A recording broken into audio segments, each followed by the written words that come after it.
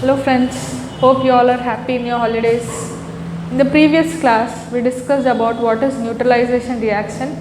In today's class, we shall discuss about these 5 different topics. Let us discuss one by one in detail. Reaction of acids with metal oxides. Now, as metal oxide, take some copper oxide in a beaker and add dilute hydrochloric acid. You are taking copper oxide in a beaker and you are adding dilute hydrochloric acid. We will see what happens. You get a bluish green color salt, that is copper chloride, plus you get water. So here if you see, this is acid and you are getting salt plus water, indicating that metal oxide is a base. Metal oxide is a base, or metal oxides are basic in nature. You can write a generalized equation: metal oxide plus acid gives rise to salt plus water. So this reaction is similar to neutralization reaction. This indicates that all metal oxides are basic in nature because they are giving rise to salt and water when they are combined with acid. Now let us discuss an example of non-metal oxide reacting with a base. Take calcium hydroxide plus carbon dioxide. This is a non-metal oxide, this is base, this is non-metal oxide. You get calcium carbonate plus water. Your calcium carbonate is a salt and you are getting water. So once again this reaction is similar to neutralization reaction. Base plus carbon dioxide is giving salt plus water. That means non-metal oxides are acidic in nature. So from these two activities you can write metal oxide plus acid is giving rise to salt plus water, non-metal oxide plus base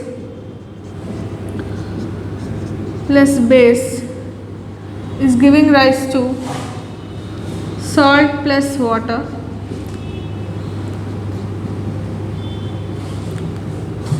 So in both cases you are getting salt and water, indicating that metal oxides are basic in nature, non-metal oxides are acidic in nature.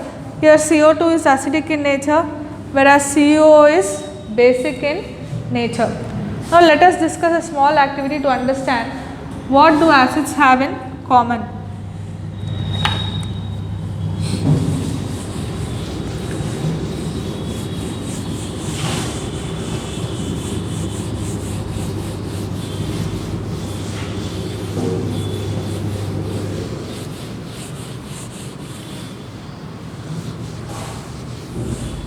We will do a small activity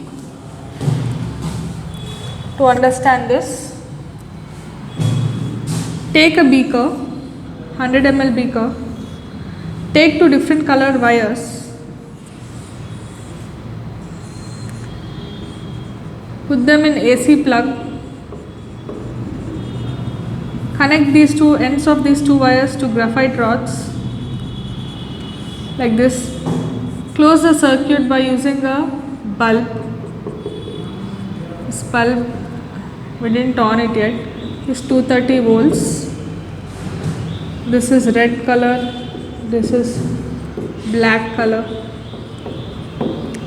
Right? One part of the wire you are taking red, one part of the wire you are taking black.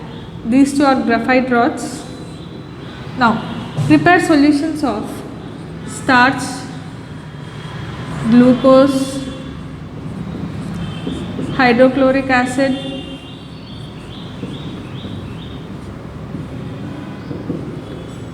sulfuric acid.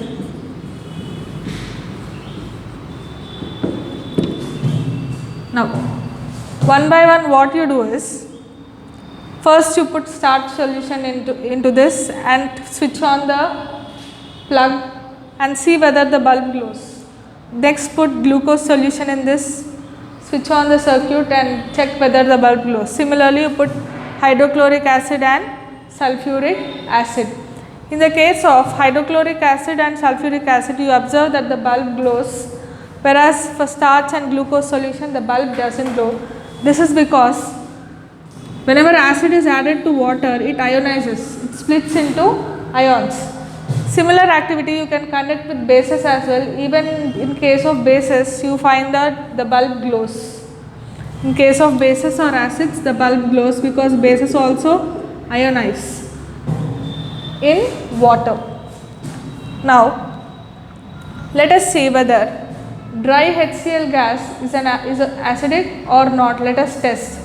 Now, take a test tube, add 1 gram of NaCl to test tube and you pour concentrated sulfuric acid, that is NaCl plus H2SO4 gives rise to HCl plus Na2SO4, sodium sulfate. You are taking 1 gram of sodium chloride in a beaker, you are adding concentrated sulfuric acid to it. You get HCl gas as well as sodium sulfate. Now, when HCl gas comes out, take 2 kinds of litmus paper, dry litmus paper and wet litmus paper of blue color. One should be dry, one should be wet. You will observe that wet blue litmus paper will turn red color, whereas dry blue litmus paper doesn't turn into red color. This shows that dry HCl gas is not an acid. HCl gas behaves like acid only in presence of water, that is HCl plus H2SO4 plus water, it splits into, or you can take HCl plus water, it splits into H3O plus Cl minus. This is called hydronium ion. Acids produce hydronium ion when they are in water. That is why the wet blue litmus paper will turn red in color, whereas dry blue litmus paper doesn't turn to red color. Similarly, if you take bases like sodium hydroxide, calcium hydroxide, when they are added to water, they give Na plus plus OH minus ions. Here also Ca2 plus is 2 OH minus ions. So here, whenever bases are added to water, they give you hydroxide ions. Whenever acids are added to water, they give you hydronium ions. This is the reason why the bulb glows whenever acids or bases are added in the beaker, because they ionize. Acids and bases ionize, whereas the other substances like starch and glucose, although they have hydrogen in them, they do not ionize. Okay, that's about today's class, children. We shall continue in the next class.